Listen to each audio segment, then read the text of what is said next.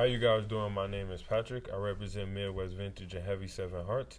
Today, I'm gonna be speaking with Helen, and we're gonna ask her a few questions.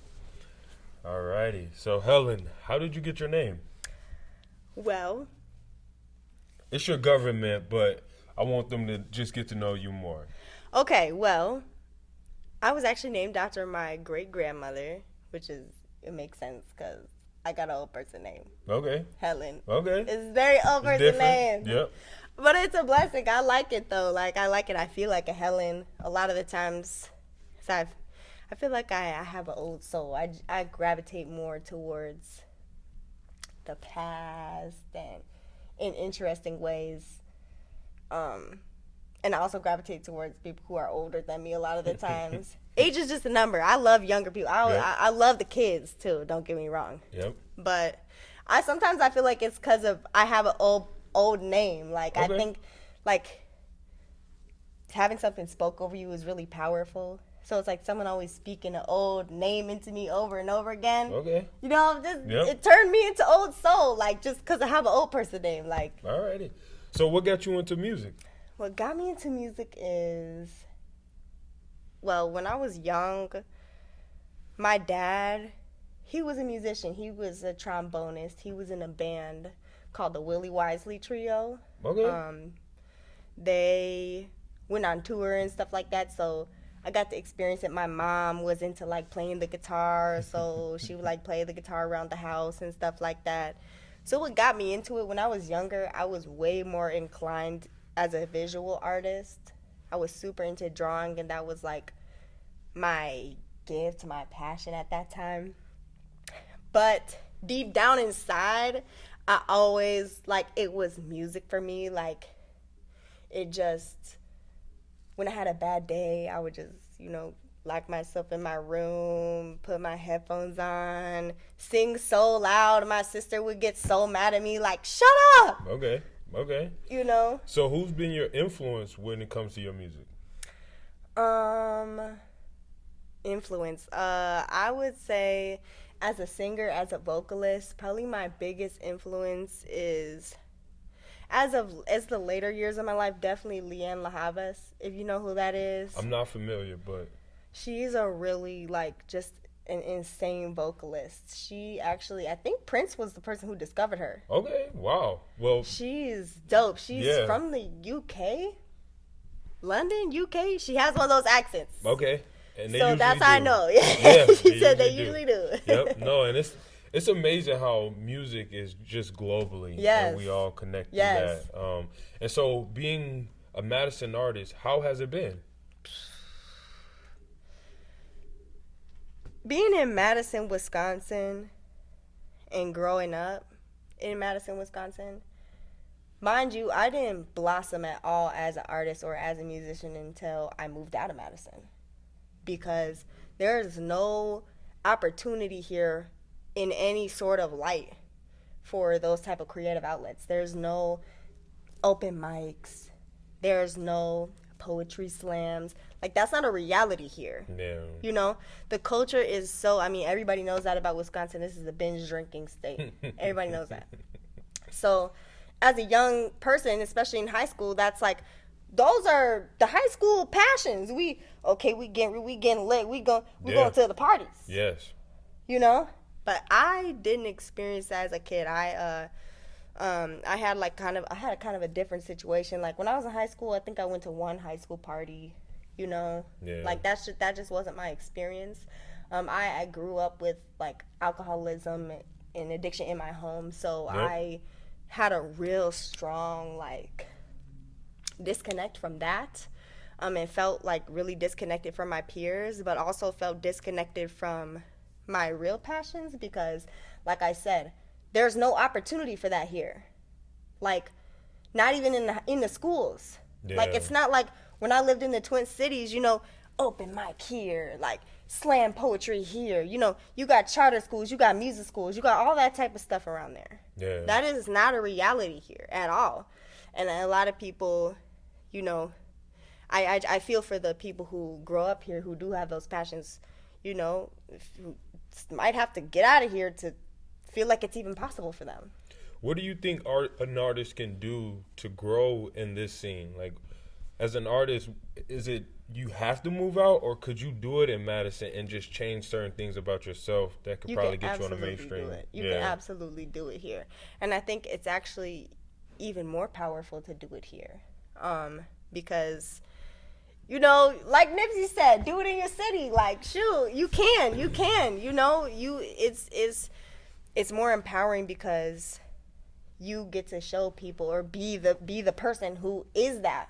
You know, I could be the person to start the open mic. You know what I'm saying? For the kids who want to do that. Yep. You know, I just have to focus on me. And that's really why I came back here. A lot of the reason why I did come back here, I mean, there was a lot of other bumps in the roads and reason why I came back here. But I realized that God brought me back here because of that. So where do you want to see yourself in the next 2 years within the music industry? Independent is the goal. Yep. You know, unless Rihanna, for some reason, you know what I'm saying, just happened to want to sign one artist, and that one artist was me. Yeah. I'd be okay, Rihanna. Yep. I'll sign to you. Otherwise, nobody else. Independent. And I would like to see myself just feeling free, free expressively. Like I was saying, I mentioned to you earlier a guy named Hines. If you guys don't know who Hines is, check him out. He's super dope. Started in the music industry, changed routes, now has a really amazing podcast and YouTube. But he always says, expression is health, basically. So like, what is it? Your expression is your greatest nutrition. That's what it is. Okay. Your expression is your greatest nutrition. So I would like to see myself exercising that with my music and just putting myself out there unapologetically and just freely and being healthy. Okay. What makes you different? I would say what makes me different is I'm just different. No, I feel that. No, I think what makes me different is that I am very, very interested in abstract art. I've always been very inclined to visual art because my grandmother, she was actually an oil painter, so she painted but she was into realism. And so I was constantly surrounded with realistic, very, very beautiful, very detailed oil paintings of landscapes, just very realistic. And art is in your blood. Yes, it is. Yes, it is. But it's interesting you say that because all of the artists in my bloodline were all closeted. All of them. But they were so talented. They were the type of artists where they were so good that it was people didn't want to see them win. So they actually internalized that and then basically traded it in for something that was more practical, your 9 to 5, more stability. And that is a real big generational curse that I know is meant in my lifetime to break.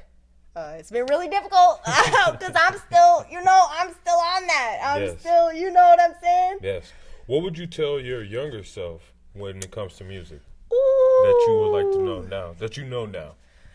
Girl, that little song that you wrote on that one piece of paper, you know which one I'm talking about. The only song that you wrote for no reason. That was the start. That's the rest of your life. And I just remember being in that moment, being like, oh my God, I just wrote a song and I just made a melody. This is the coolest thing ever. Oh my God. That feeling was real and you weren't wrong for feeling how you did in that moment. And just because your sister and your cousins and everybody, tells you to shut up when you're singing too loud all the time, constantly singing, don't let that in. Don't internalize that. And that little girl, it's funny, my preschool teacher told me that, I don't know when I ran into him, but he told me the one thing he remembered about me was that every time I was drawing pictures, I was singing. I was in preschool drawing pictures and just singing. Okay. So do you have any projects that we should be looking out for? Yes, I do have a project that is coming out. I don't have a particular date yet. Do you have a name? It's coming. Yes, it is called Before This World Ends. Okay. That is the name of the project, and it is a collection of puzzle pieces from my life and my journey ever since I discovered myself as a musician and as an artist. It's definitely a puzzle piece. Like, it has a lot of variety on that, and I think that's my favorite part. That's what I'm most excited for people to experience is the variety on the project. Okay. So, is there something we don't know about you that you would like people to know? something that they don't know about me. Well, there's probably a lot that you don't know about me because there's a lot I still don't know about myself. Okay. But I guess I would say that I'm just trying to figure it out. Like, and that's okay. I think the people who make it seem like they've got everything figured out are usually the people that need the most help. Real life. And it can be really hard to admit that. And I think right now, like, just the way society is so chaotic and it's so individualized. And I think what I really want people to know about me is that I don't have a problem saying I need you. Okay. So we're going to end it off by, what do you want to see for the Madison scene? What do I want to see for the Madison scene? Yeah. I want to see Madison just show themselves. Like, show your face. Like we feel like we have to move. You know what I'm saying? To be something. We feel like we have to go to Milwaukee or Chicago, or we have to go to the Twin Cities, or we have to go to Detroit. Like, that's not necessarily true. If that's right for you, that's right for you. You know what I'm saying? But you don't have to be somewhere specific to show yourself, to show the world who you are now, because we have these tools. You know, we have social media, we have the internet. Like, you can be yourself. It doesn't matter where you are. You can be who you are. And I wish people in Madison would just feel more comfortable being who they are. They don't have to look like everyone else. You know, going down State Street, going to the bars, everybody look the same. Why y'all wearing everybody with the blue jeans and the white shirts? Yep. You know what I'm saying? Yep. So where can we find you on the internet? As of right now, you know, I'm a very private person. I'm working on that. But you can find me on Instagram, Honeycakes Helen. That is my alter ego. That's my Sasha Fierce. Okay. And then your music, where will we find your music? Soon it will be on YouTube, on all streaming platforms when it's ready. I would say follow me on Instagram. That's how you will be in tune with anything that's going on with me moving forward with the music. You'll be able to get some snapshots. You can even hit me up. You know, I love intentional conversation. If you want to talk to me, if you need somebody, you need something, I'm here for you. Alrighty. So my name is Patrick. I represent Midwest Vintage and Heavy 7 Hearts. This is Helen, and you can find her at Honeycakes Helen on Instagram. Thank you guys. Have a great night. Thank you.